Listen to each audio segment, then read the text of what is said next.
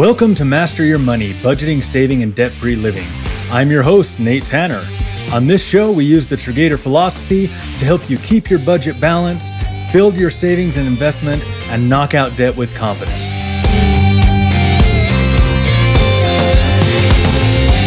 Let's talk about the number one question we get at Triggator. No, it's not about which high-yield savings account to pick, and it's not, Nate, what's with all the movie quotes? Though that might be a close second. It's this. What do I do when my partner and I just can't agree about money?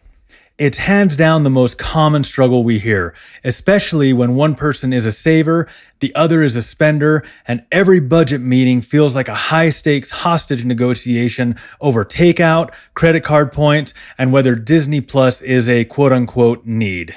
That's why today's episode is all about financial love languages. Because when couples fight about money, it's almost never just about the dollars. It's about what the money means. And here's the kicker. This isn't just for couples. Even if you're single, understanding how you give, receive, and interpret money love is a game changer. Why? Because your financial love language drives what you spend on, what you save for, what you resent or appreciate in yourself and others. So whether you're budgeting with a partner or just learning how to love yourself, financially speaking, today's episode is for you. We're going to explore how the classic 5 love languages show up in our money habits, why mismatched financial languages lead to arguments and tension, and how to speak love fluently, whether it's through spreadsheets, surprises, or just showing up to budget night without a grudge. Because let's be honest, fighting about money is like getting into a full-blown argument because your partner picked the wrong drive-thru. It's not really about tacos. It's about feeling out of sync. Today, we're giving you the tools to stop those money fights before they start, and maybe even turn budgeting into a team sport again. Let's dive in.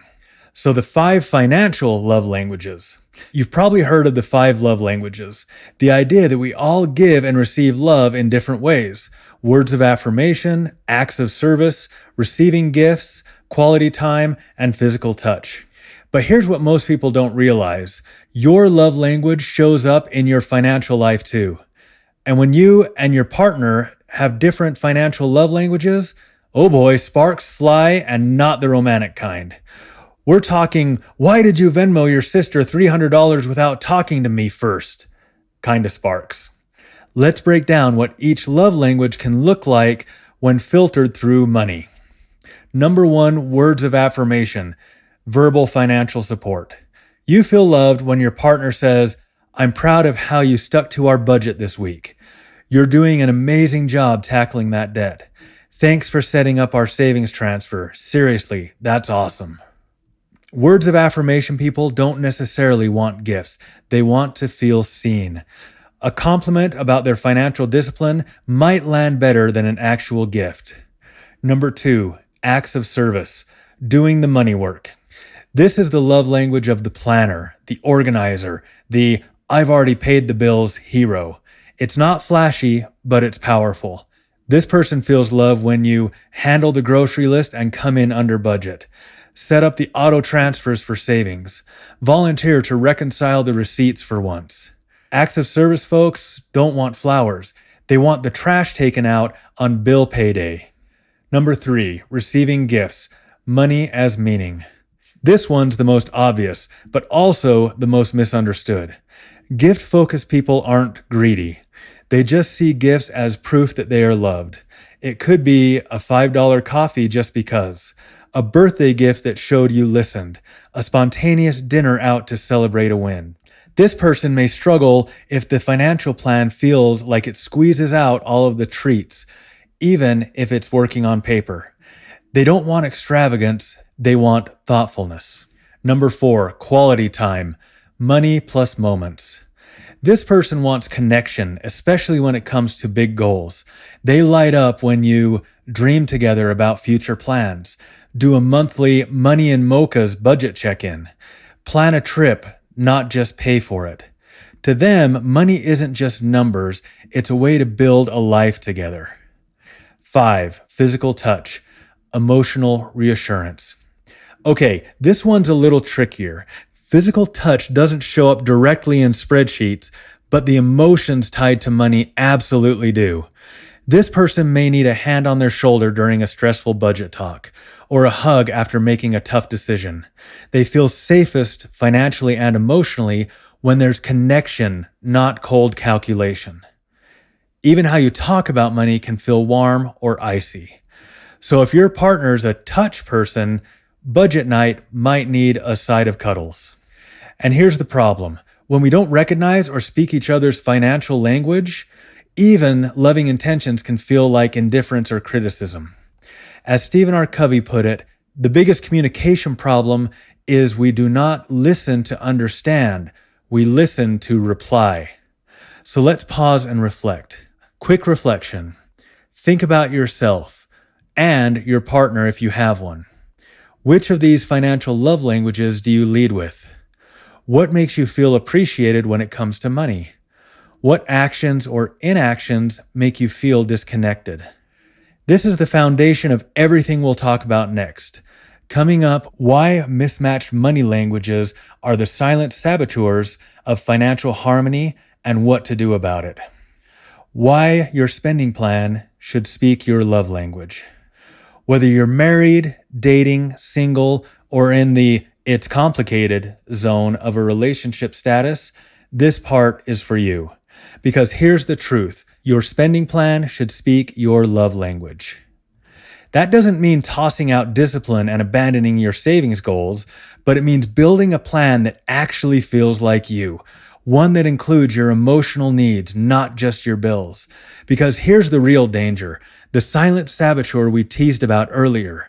If your spending plan doesn't connect with your heart, it won't feel like empowerment. It'll feel like punishment. And when that happens, you sabotage it. If you're single, the mismatch happens inside you. You set up a plan that's technically smart, but emotionally disconnected.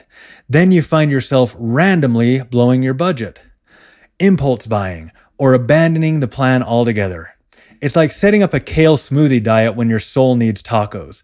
It looks great on paper, but eventually you're sprinting towards the drive-thru at midnight. And if you're partnered, the mismatch often happens between you and your spouse or partner. One person designs the spending plan based on their love language, saving every dime, cutting every joy, or splurging without shared priorities. The other partner feels ignored, controlled, or unloved.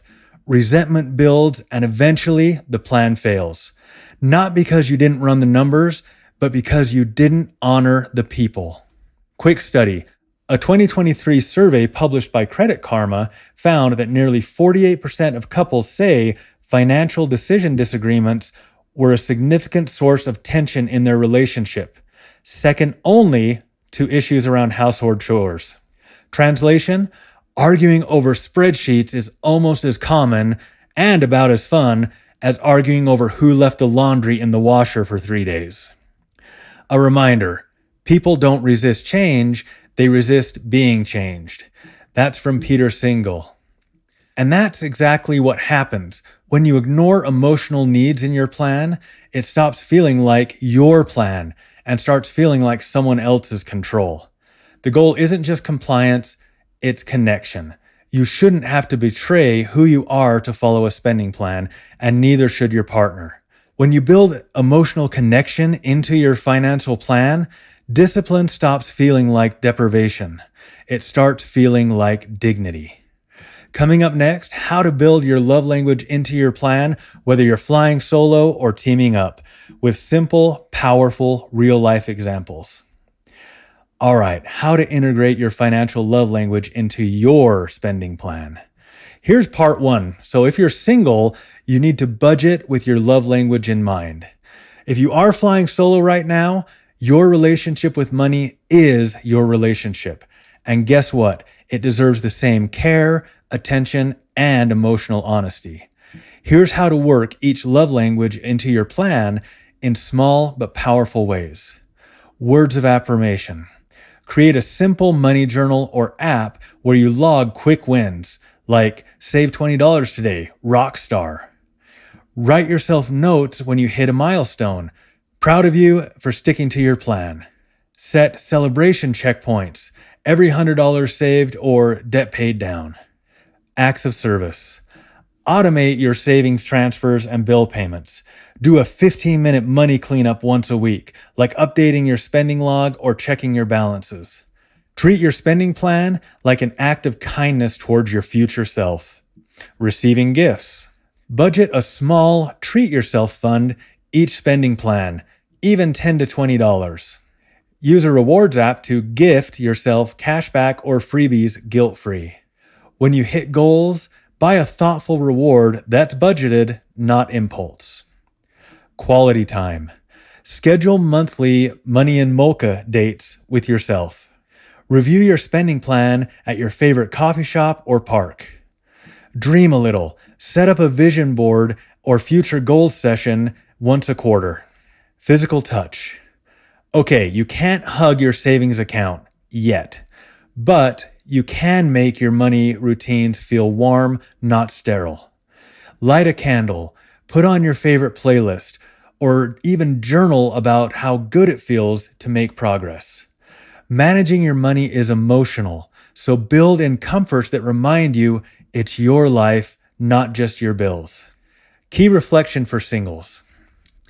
You're not budgeting because you hate spending.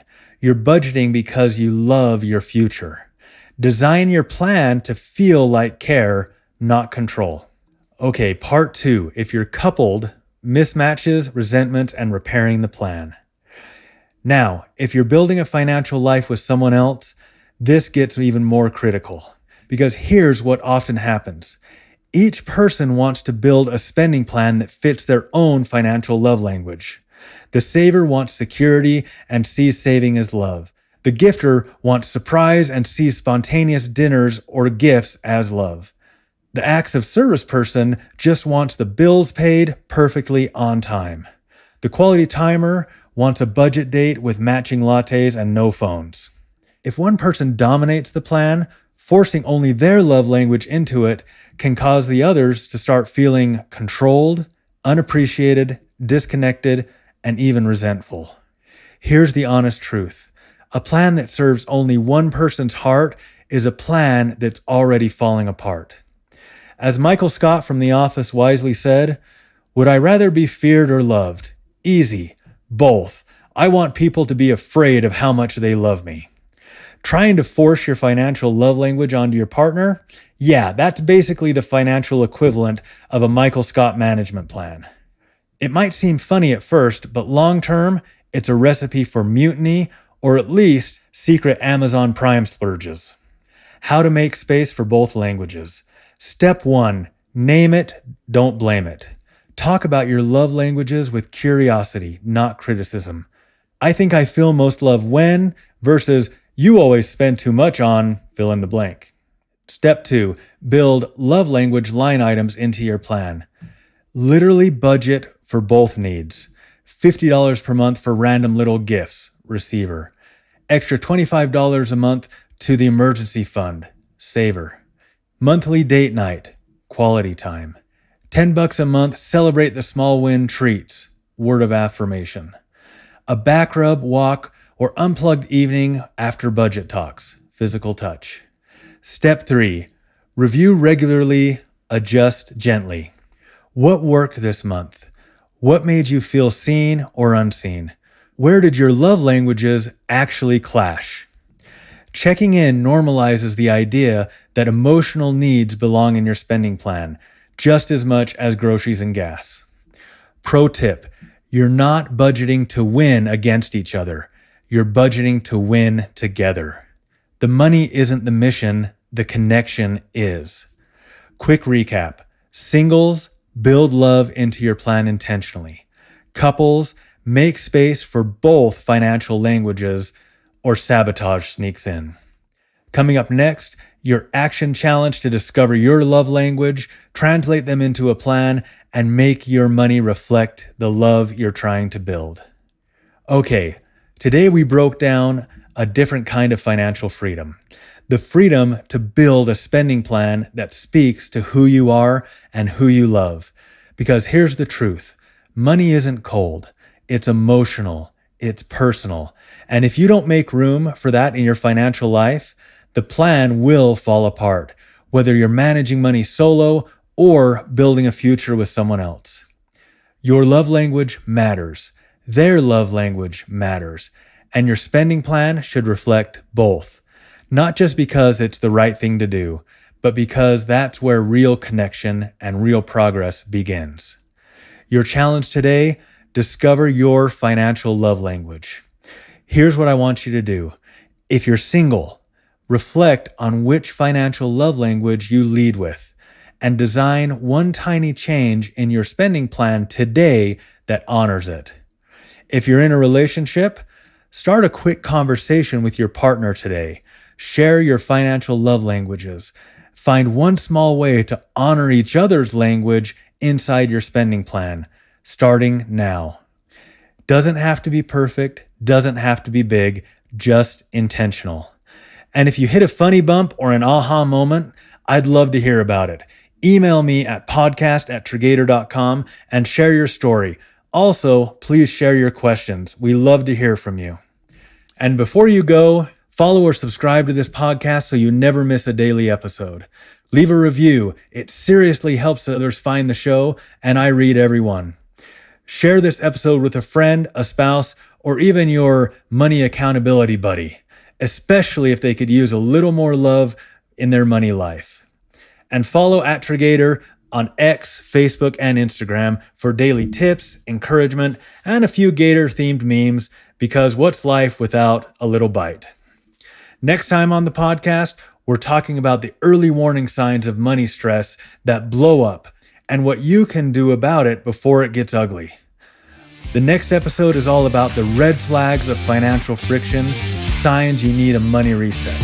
You'll learn how to spot signs of secrecy, resentment, and avoidance before they explode.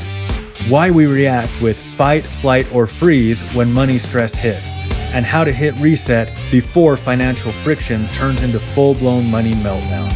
Because when you're catching the small red flags early, you protect the bigger dreams that you're building.